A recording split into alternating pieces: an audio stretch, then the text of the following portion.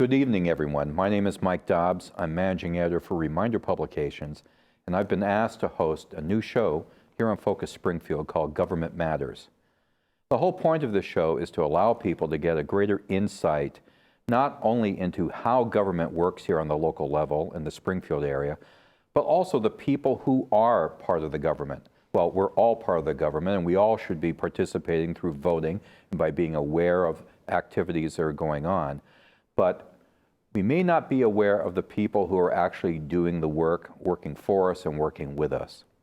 So the purpose of these programs is to introduce you to some of these people, to talk about some of the issues, and to find out why they're doing this.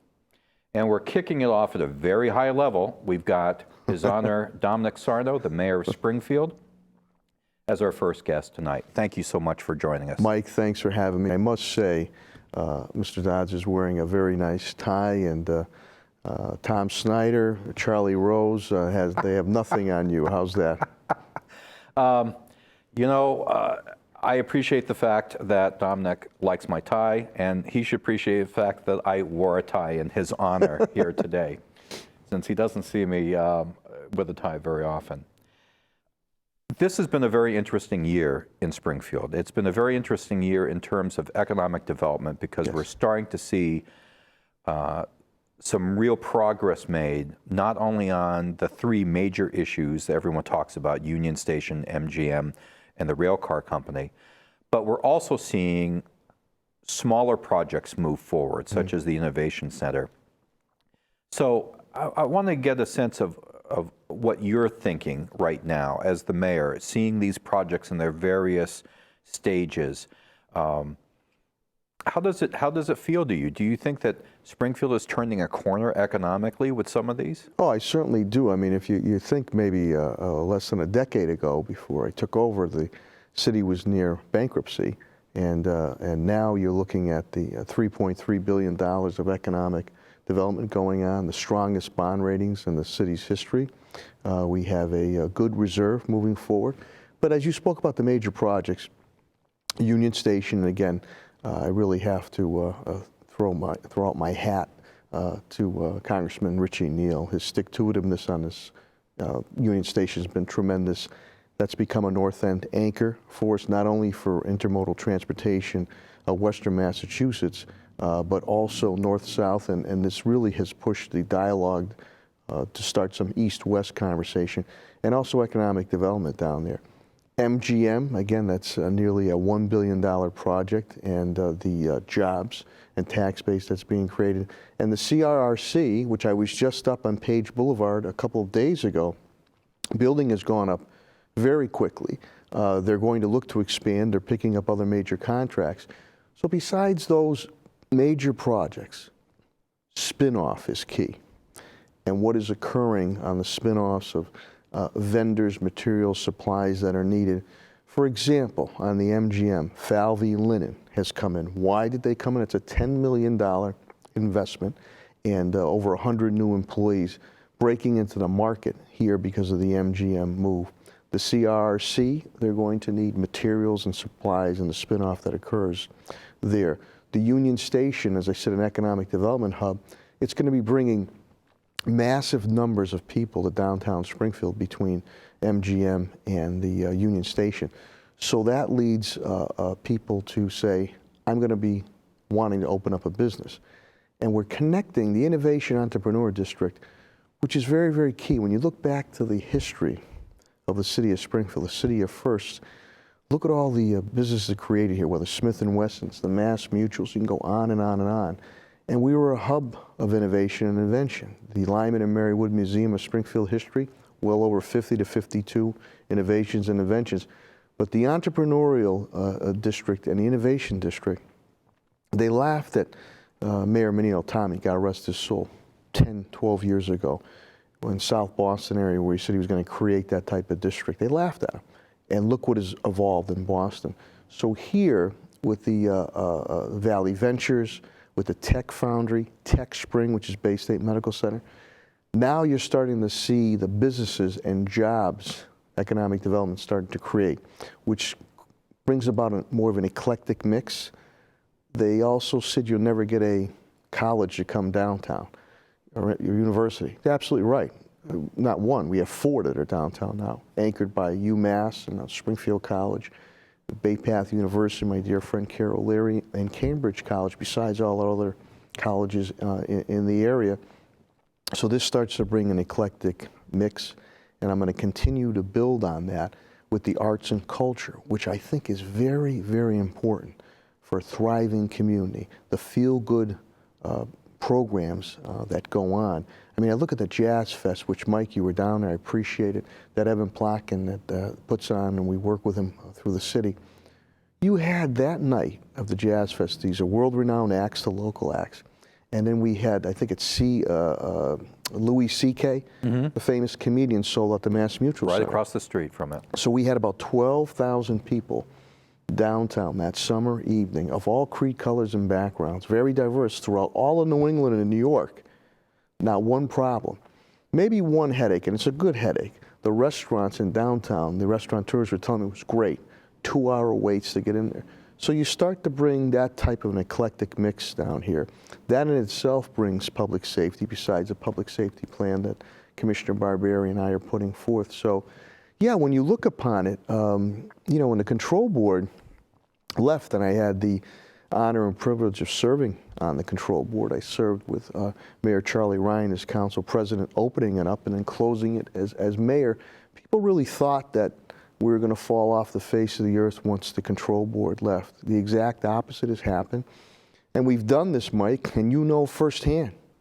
You suffered it through it with your family when we got hit with a devastating tornado. You're in Maple High, 6 Corners, direct hit in your area.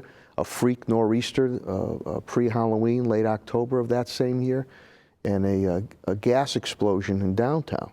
So besides the urban issues that you have to deal with all these things, but we've come back. We're a resilient city, especially with the people, and it's just not me. I have a great team, and we're not going to rest on our laurels because I want to continue expansion of small and mid-sized businesses, which we have, and I'm doing grants every other week, the businesses. We're moving more toward the market rate housing downtown. I'm very big on quality of life issues in our neighborhoods. As you know, the change that has occurred in your area, the Central Street corridor, with more to come. So, you know, we moved on. We're very lucky. Libraries, many other cities our size, larger, especially smaller, are shutting down their libraries. I've kept them open. We're expanding it. Built new parks. New senior center, my beloved South End Community Center. So there's a lot of projects going on, and I guess it leads to a 4-letter word, a good 4-letter word, jobs being created. And I'll just end with this, Mike, so you can, I know you want to ask more questions. Any urban mayor in America, he or she, I've always said, 3 things to knock down the challenges of poverty and public safety issues. 1, family, our familia, which is sometimes difficult to get involved in. 1A, education, and 1B, jobs. Put our people to work, no matter what creed, color, or background, whether it's white-collar jobs or blue-collar jobs. So we have a lot of good things going on. Yeah, we do. I think a lot of times people not familiar with the city forget what's going on here. Yeah. And that actually if you brought people in and gave them a little tour, they would see that there's a lot going on in the city right now. Now, I know that a lot of people talk about the big projects, and you alluded to some of the smaller projects. Now, if I remember correctly, I believe the city has received a grant that actually would help encourage new restaurants downtown. Yes. And that's talking about small business development. Yes. And it's also talking about another goal that I know that you would like to have, which is we have what we call the entertainment district. I know that you would prefer to see it as a dining district. Yes. So are you seeing any forward movement there in terms of entrepreneurs looking to take advantage of some of these, some of this loans? And I know, Mike, I've seen you, I know you love going down to Theodore's, Jake's, and you're always supporting the city. I appreciate that. Yes, Kevin Kennedy and I were able to put together a $1.5 million 108 HUD loan.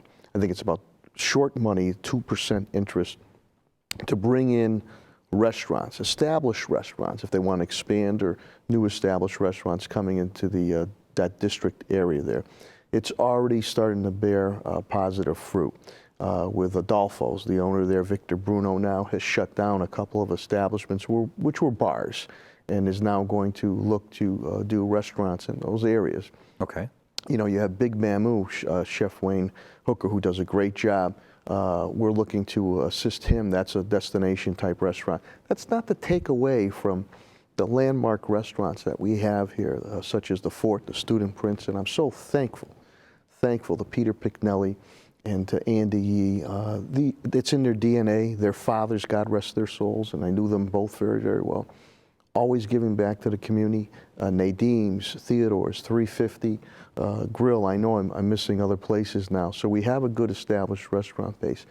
But this starts to change and make more of an eclectic mix. And Stearns Square, the park, we're doing that over. More of a promenade area. The Duryea Way, we're connecting to Silver Bricks, the old Morgan Square apartments. New York firm came in here because they like what we're doing and invested $15 to $18 million, market rate housing, connecting it to Union Station, making it not only vehicular but more of the pedestrian traffic all the way down into the South End area doing that.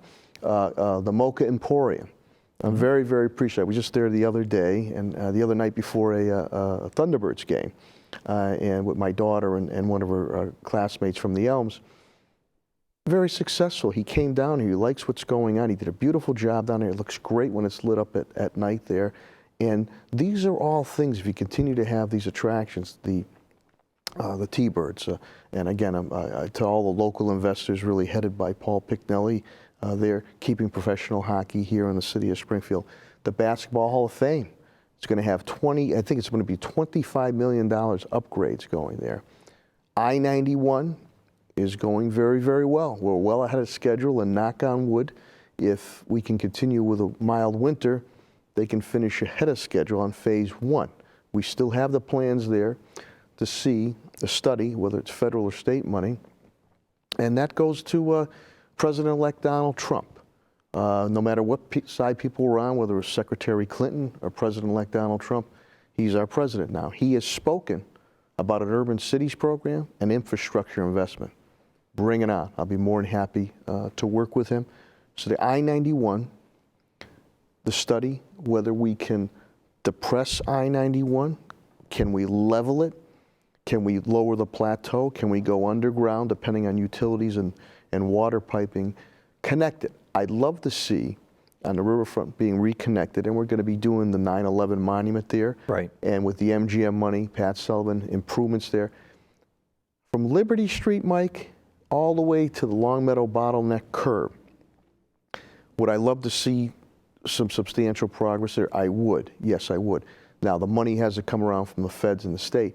But if they could look at Liberty Street to, let's say, as far down as Union or Broad Street, somehow lowering the plateau, leveling, or going underground, now that reconnects the downtown area to the riverfront on it.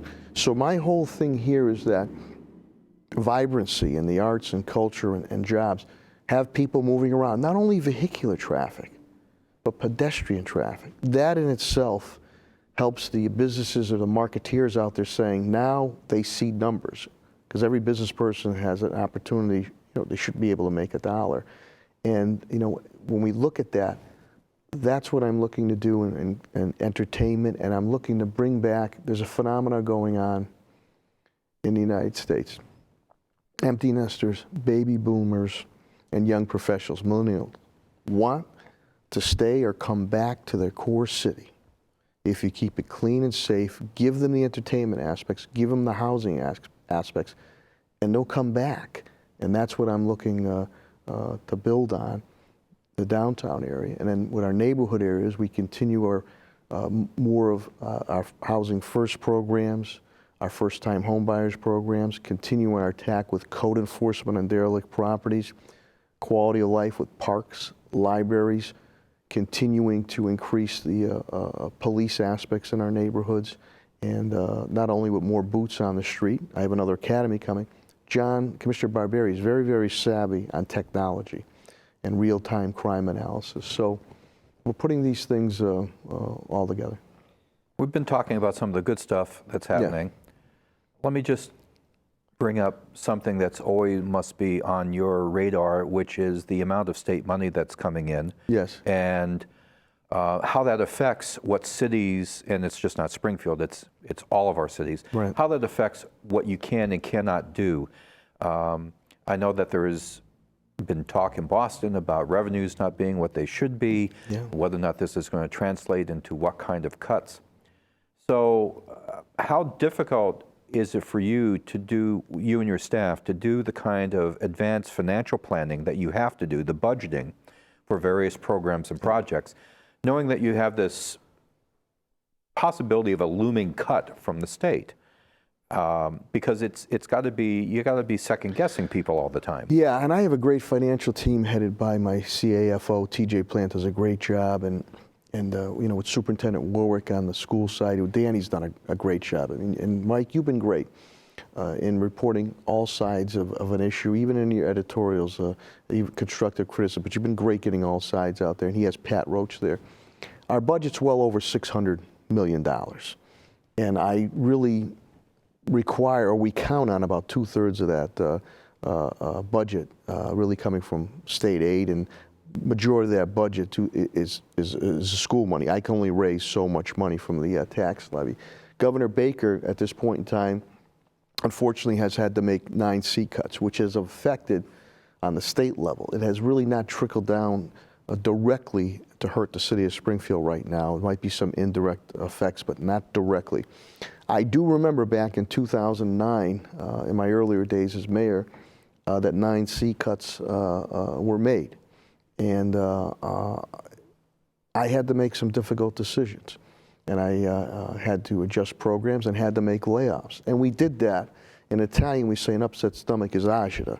And I remember saying in room 220, it's not pleasing to me whatsoever, but this is going to make us stronger down the road. And it did.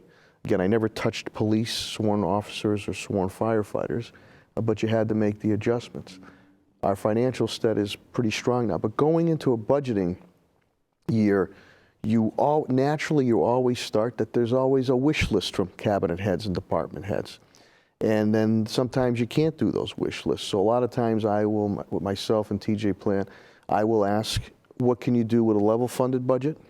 What can you do with a certain percentage cut of budget? What could you do within reason with a wish list if I can, if it fits into the strategic approach that we have for the city, and you go from there. I'm proud to say my last 2 budgets, which is unheard of, I balanced those budgets without using any city reserves whatsoever. We're hopeful that we can continue to do that, but sometimes you have to invest money to make money on it. So the revenues have come in a little slower on the state level. I'm hopeful that, though there are 9 seat cuts on the state level, they haven't affected us yet. The budget development sessions are going to start very shortly. The governor will have to have his budget in sometime in January, February, and then the House and the Senate go into it. Then they have the conference committee. Let's see what the local aid number is. When I first took over, I think the local aid number was about 42, 45 million unrestricted governmental aid. And then when I took over, it went down as far as $32 million. And on the tax levy that we can raise locally, that's all the money that you have with the tax levy: police, fire, parks, DPW, libraries, because 2/3 of the rest of the money under Chapter 70, Educational Reform in 1993, go to the schools, which I really can't touch. Right. School busing, which everybody thinks is on the school side, is not. It is on the city side. But I'm very proud of what we've been able to accomplish. I think the last thing on finances, they expect, well, geez, Don, the mayor, you're harping good. Well, there are some things that aggravate me, but the bond rating agencies, Standard & Poor's and Moody's, and they're very tough, especially Moody's, have the highest bond ratings in the city's history. Have put that across with the double A's that we have because of the proper financing that we're doing and the proper decisions, good decisions, and I've had to make some tough decisions. So it's not sexy behind the scene of finances, but all the work of TJ Plant and the financial team allows me to do those sexy projects across the city and keep basic meat and potato stuff going. Okay, well, we've come to the point in this program where we're not going to talk about what's happening, but what has happened and why you, Domenic Sarno, wanted to be mayor of Springfield.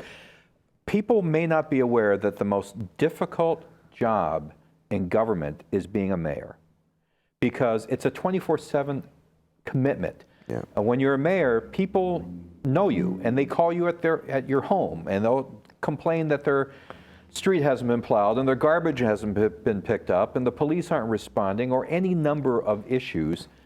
I am sure that you can't go to church or you can't go to the grocery store, you can't do stuff without someone coming up and saying, maybe you're doing a good job, but they also may come up and say, this is what's wrong and can you fix it? Yeah. So how did you come to the decision that you wanted to be mayor? Well, my mom will always say to me, she says, oh, everybody loves you. I go, Mom, not everybody waves at me with all 5 fingers because you have to make decisions. But, you know, I have my family and I love my family, and the city of Springfield's my family too.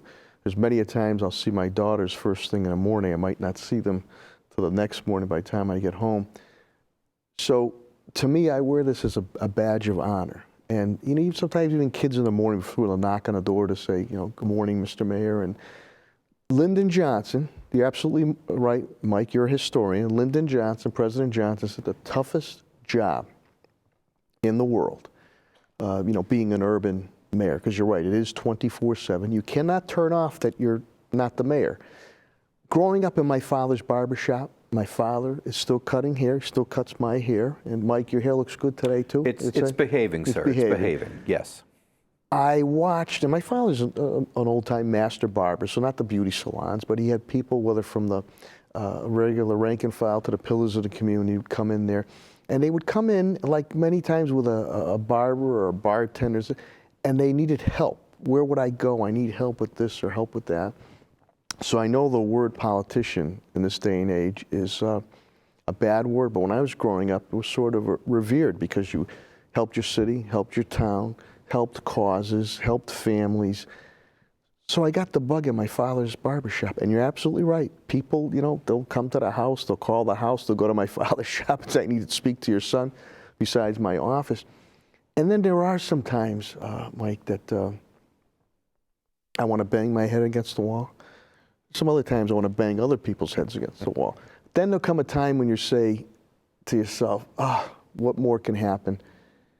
And then a card will come, a letter will come, a call will come. You run into somebody, you help my son or you help my daughter. Thank you. And that simple thank you keeps you going. Billy Sullivan, who just turned 92, 93, former mayor of Springfield. Former mayor of Springfield, always told me, he said, no matter if you're a mayor in 1856 or now it's going to be 2017, and he goes, when I was mayor 40-something years ago, I didn't have the issues you had to deal with, the 24/7 media, the internet, the gang situations, guns, drugs. But one thing is constant, passion. And he said, if you don't have that passion, because you're going to get beat up no matter what, you can't make everybody happy. If you don't have that passion, take the keys out of your pocket, put them on the desk and walk out.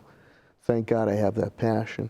So out of my father's barbershop, and then I got involved in campaigns. I started getting involved. Mary Hurley, who gave me my big break.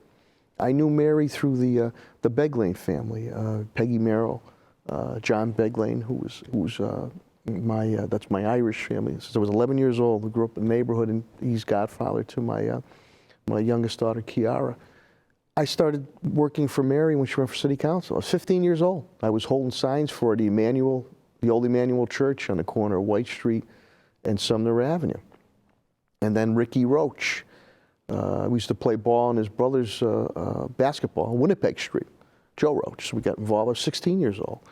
So I started working on those, types of campaigns and other issues, and then started, I did everything and anything from stamps, holding signs, all the way up to being more integral part of campaigns. And you served as Mary Hurley's aide. She gave me my big break, and she brought me on as an assistant during very, very difficult, trying times in the city's history. That's the first downfall of the economy. You got to remember, I came in, I came in during the worst economy since the Great Depression. So I had a little a testing ground when I was at Mary Hurley because it was a difficult time then. I've been very lucky, Mike. I've worked for Mary Hurley, DA Billy Bennett, great guy. I've been able to work for people that not only I believe in politically and professionally, but personally on that. So then I started getting to the point in time where, you know, my time in high school, I got the bug there and was involved in politics and student government, class president, and, you know, wanted to, I had great teachers at the High School of Commerce. They were like professors. I can go on and on, but I remember Russ Carrier, who was my political science teacher, and boy, I tell you, when I went to Commerce, it was like family, from administration, teachers, staff, and students. Commerce was predominantly a minority school at the time, and it was tight. We just had our 35th class reunion. I know Steve Carey just mentioned his class reunion, cathedral there, and we used to, you know, we said they were Queen, the Queen music. I was, you know, we were Earth, Wind, and Fire. So then I decided, people say, you know, you should run for office. So I ran for city council in 1997. Very tough to break in at large. It was citywide. And we just, you know, ran a very competitive campaign. We just missed out by a few hundred votes. And, but you learn in loss. You learn through adversity and loss. And I learned from that. And it helped me come back stronger. And I remember Joe Napolitan, who took a liking to me, said, I want you to go through that voter list because you're going to get agita, because you're going to see on that voter list that there was people that had helped you, maybe donated to you, held signs, volunteers, but they forgot to go out and vote.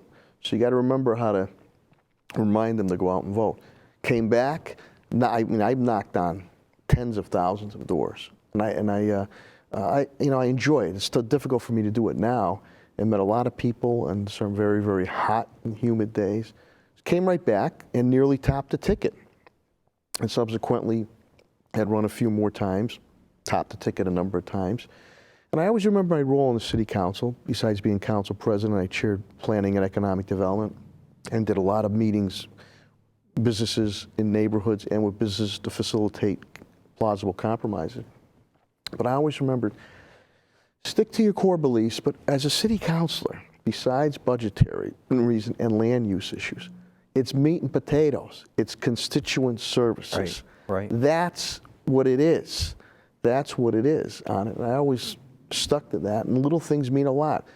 People want you to get back to them. Will you have good news or bad news? And most of the time, people will respect that you get back to them, you know, with an answer.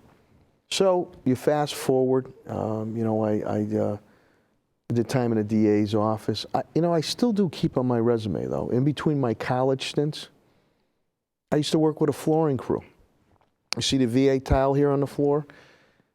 Well, we used to do supermarkets in Western Massachusetts and Northern Connecticut overnight. Sometimes we put 25 to 45,000 square feet VA tile. I always tell people, anything to do with your hands, as a good craftsman or craftswoman, they can never take away from you. So then I had the old South End Community Center. I was on the board for a while. It was in a difficult situation. I asked if I could take it over, and the old castle wasn't a Taj Mahal, but we treated you with respect.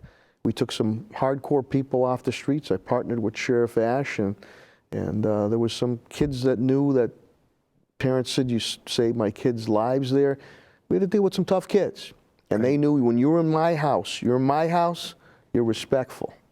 And if you're not, you're out, and we'll deal with you. So then opportunity came up, and again, I worked very closely with Mayor Ryan Charlie, who I have high respect for, and we're still friends. We had different vision, and people always say that campaign was one of the last campaigns that was a gentleman's type campaign. We used to go out a couple times after debates. We went out and had coffee, and so we ran. I don't think a lot of people gave me a chance to win, but we did.